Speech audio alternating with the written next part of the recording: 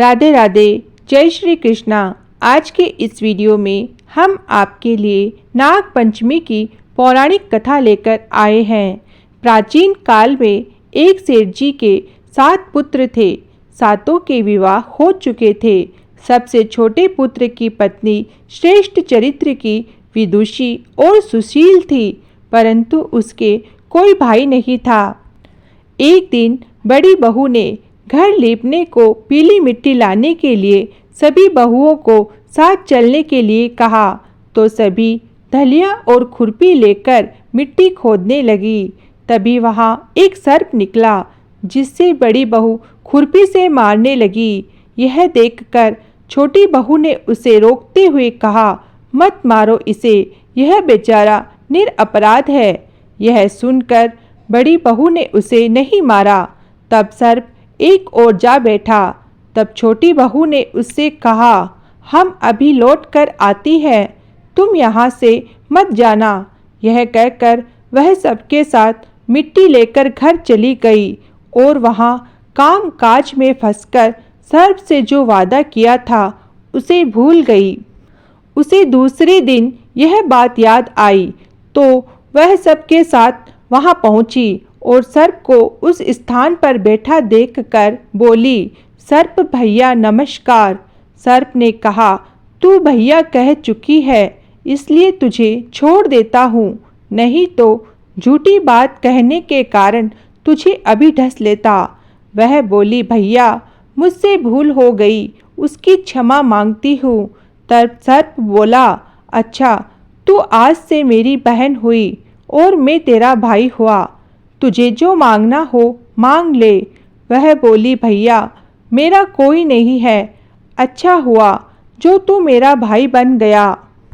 कुछ दिन व्यतीत होने पर वह सर्प मनुष्य का रूप रखकर उसके घर आया और बोला कि मेरी बहन को भेज दो।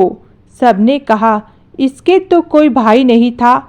तो वह बोला, मैं दूर के रिश्ते से इसका भाई हूँ, बचपन में ही बाहर चला गया था। उसके विश्वास दिलाने पर घर के लोगों ने उसके साथ भेज दिया। उसने मार्ग में बताया कि मैं वही सर्प हूँ, इसीलिए तू डरना नहीं और जहाँ चलने में कठिनाई हो मेरी पूंछ पकड़ लेना। उसने कहे अनुसार ही किया और इस प्रकार वह उसके घर पहुँच गई। वहाँ के धन ऐश्वर्य को देखकर वह चकित हो गई। एक दिन सर्प की माता ने उससे कहा, मैं काम के लिए बाहर जा रही हूँ, तू अपने भाई को ठंडा दूध पिला देना। उसे यह बात ध्यान न रही और उसने गर्म दूध पिला दिया, जिससे उसका मुंह बुरी तरह जल गया।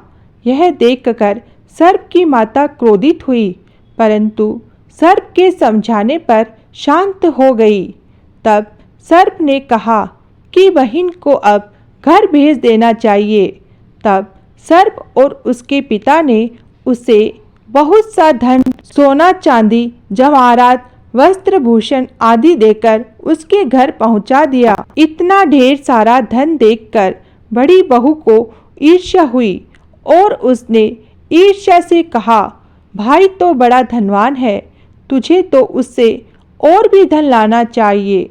सर्प ने यह वचन सुना तो सब वस्तुएं सोने की लाकर दी। यह देखकर बड़ी बहू ने कहा, इन्हें झाड़ने की झाड़ू भी सोने की होनी चाहिए। तब सर्प ने झाड़ू भी सोने की लाकर दी। सर्प ने छोटी बहू को हीरा मणियों का एक अद्भुत हार दिया था। उसकी प्रशंसा उस देश की रानी ने भी सुनी और वह राजा से बोली कि सेठ की छोटी बहू का हार यहाँ आना चाहिए।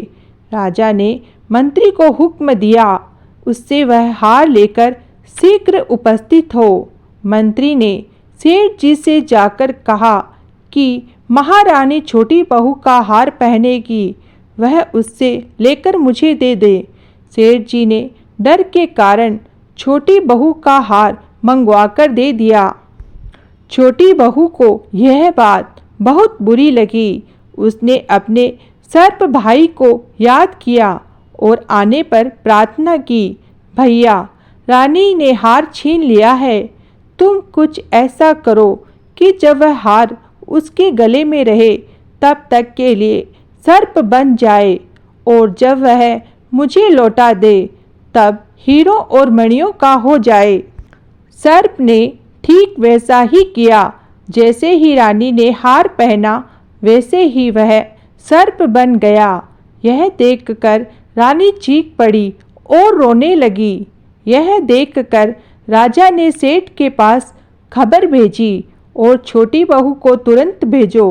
सेठ जी डर गए, राजा न जाने क्या करेगा। वे स्वयं छोटी बहू को साथ लेकर उपस्थित हुए।